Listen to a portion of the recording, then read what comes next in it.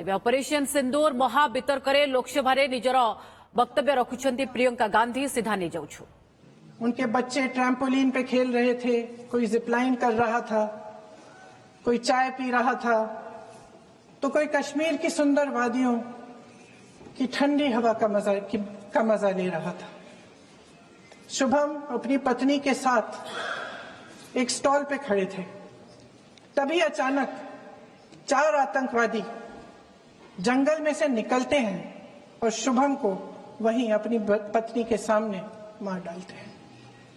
उसके बाद वे वहां से पूरे वैली में 1 घंटे के लिए लोगों को चुन चुन कर मारते हैं। किसी के पति को अपनी पत्नी के आंखों के सामने, किसी के पिता को अपने बेटे के सामने,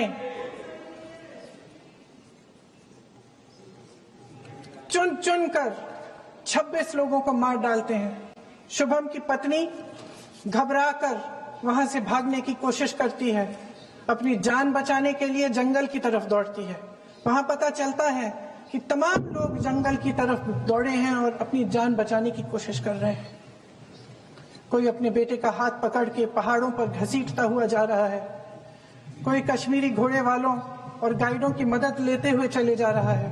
कोई रास्ता नहीं है, कोई तरीका नहीं है, लेकिन किसी न किसी तरह से शुभम की पत्नी के शब्दों में किसी ऐसी शक्ति ने हमको बचाकर रखा कि हमें किसी न किसी तरह से हम अकेले नीचे पहुंचे। और मैं उनके लफ्ज पढ़ना चाहती हूं,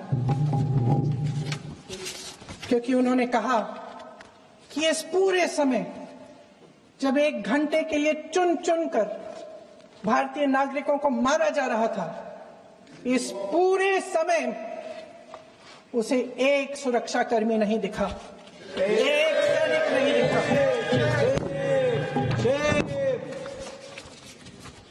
शुभम की पत्नी ने कहा, कोट, मैंने अपनी दुनिया को खत्म होते हुए देखा। अपनी आंखों के सामने एक सिक्योरिटी गार्ड नहीं था।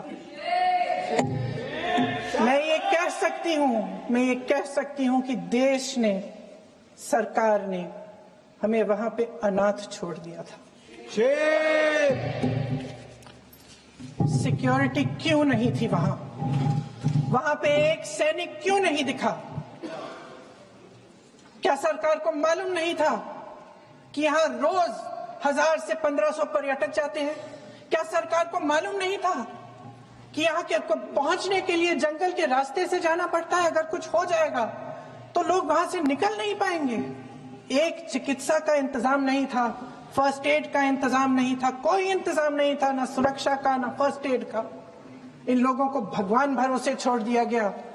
ये लोग वहां पे इस सरकार के भरोसे गए और इस सरकार ने उन्हें भगवान भरोसे छोड़ दिया।